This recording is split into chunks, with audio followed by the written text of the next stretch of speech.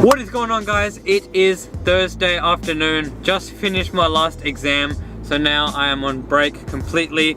So relieved after a whole year. Now I can finally just focus on dunking without having distractions of uni. So those of you who don't know, I go to uni and that was like a major distraction. But now I can, focus on dunking, even pump out more videos, maybe 3 to 4 a week. It is also dunk day. Weather's pretty crappy right now. It's sort of on and off. It's cloudy, then it's sunny. So we'll see how we go. Hoping to do an outdoor session because the indoor courts are taken. So hopefully we can do that. If not, then I will just go to the gym, prep for a dunk session that I'll probably do tomorrow, show you guys what I do in terms of, my workouts and my recovery. But anyways, let's get into the next clip. Can I use you as an outro? Okay, thank you. Yeah. Alright guys, at the gym now. Wasn't able to get a dunk session in today. The weather was kind of bad and also I felt a little bit tired, so I thought I'd leave that for tomorrow when I'm feeling fully energized. So I thought instead I'd make this video around what I do to prepare for a dunk session, both physically and mentally. So I think a lot of stuff goes into it and getting the most out of your session.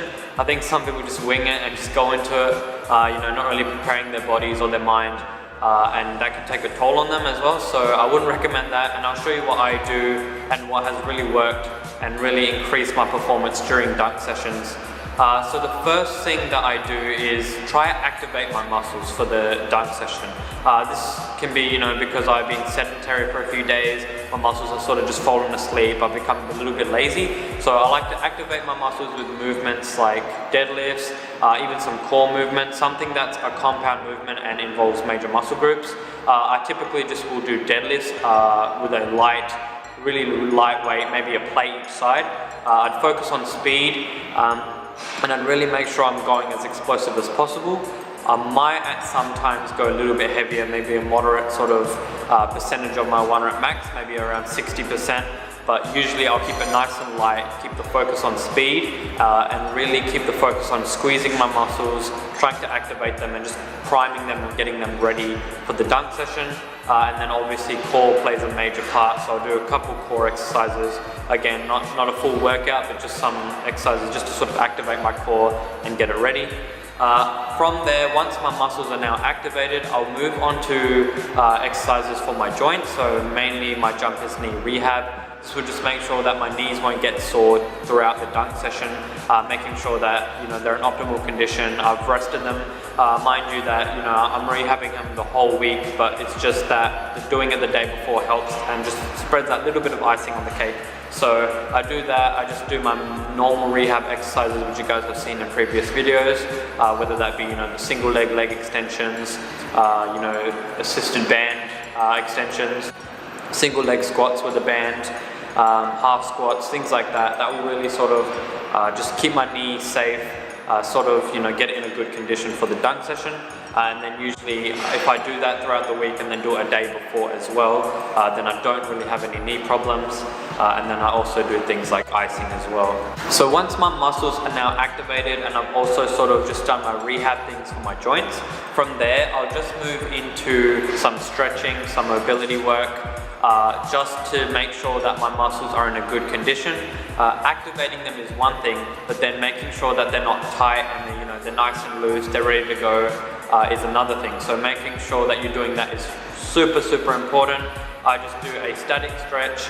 I wouldn't recommend doing a static stretch the day that you do a dunk session because it can reduce the amount of force you can produce, but maybe a day or two before. I'll do a quick static stretch. I'll do some mobility exercises as well.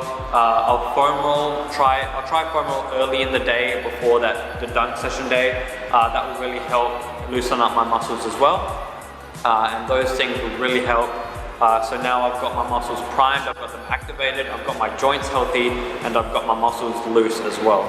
And I'm very mobile as well because I've sort of done the mobility exercises and I'm feeling, like I'm able to move and move explosively. So that's pretty much all I do at the gym. In terms of at home, I'll just ice, like I said before. One other thing I'll do at the gym is just resistance cycling because that also helps with my knee and sort of helps with my muscles to activate as well. So that's sort of hitting 2 birds with 1 stone. I definitely recommend doing resistance cycling, especially to those who have jumper's knee. It's a great rehab exercise.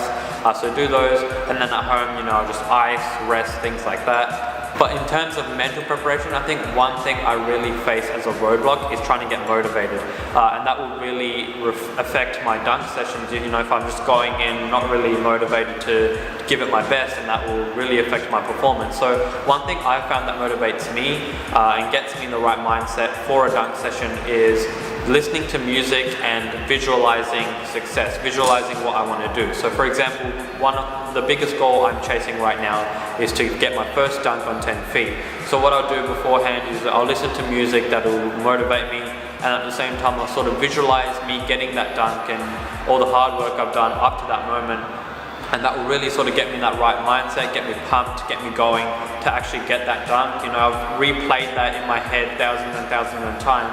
Now it's just time for me to go and do it in reality. So that's one major thing that I found have helped me. That might not necessarily motivate you. Different things motivate different people. So I would sort of, you know, just go out, try what different things, see what motivates you. It might take a while to sort of find, you know, what gets you going, but definitely that's a super important thing about, you know, sports and training in general, what to get motivated. You know, some people, everyone can get motivated every now and then, but the people who can put in that consistent work and are always finding a way to get themselves motivated, get themselves out the house and in the gym, or, you know, in the classroom or whatever it is, are the ones who really are at the top of their whatever they do. So I hope these tips helped. These have really helped me.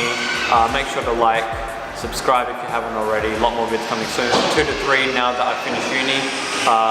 So yeah, I'll see you guys in the next video. Peace.